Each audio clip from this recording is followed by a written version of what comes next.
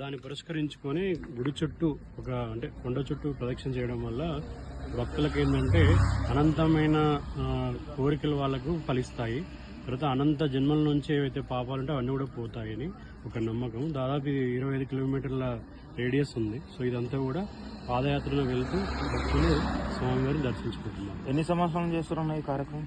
ఇప్పటికీ 5 సంవత్సరాల నుంచి జరుగుతుంది. అంతకుముందు చిన్నగా జరిగేది, ఇప్పుడు పెద్ద ఎత్తున జరుగుతుంది. పబ్లిక్ ఎంత ఉంటారమ్మా? ఇప్పుడు దాదాపు ఈ రోజు ఒక 2000 మంది పాల్గొన్నారు.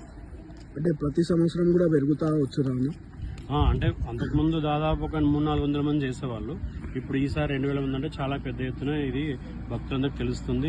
ఎందుకంటే మన హిందువులు ఎప్పుడు కూడా పాదయాత్రలో భగవంతుని దర్శించాలని చెప్పేసి పాండురంగం దగ్గరికి వెళ్తారు, తర్వాత కాశీ వెళ్తారు, శ్రీశైలం వెళ్తారు. సో ఇది కూడా అనంతగిరి క్షేత్రము, ఇది మార్కండేయ పురాణంలో ఉంది, ఒక పెద్ద క్షేత్రం. ఇది ఇప్పుడే వెలుగులోకి వస్తుంది. చాలా మంది భక్తులు ఇప్పుడు కనెక్ట్ అవుతున్నారు.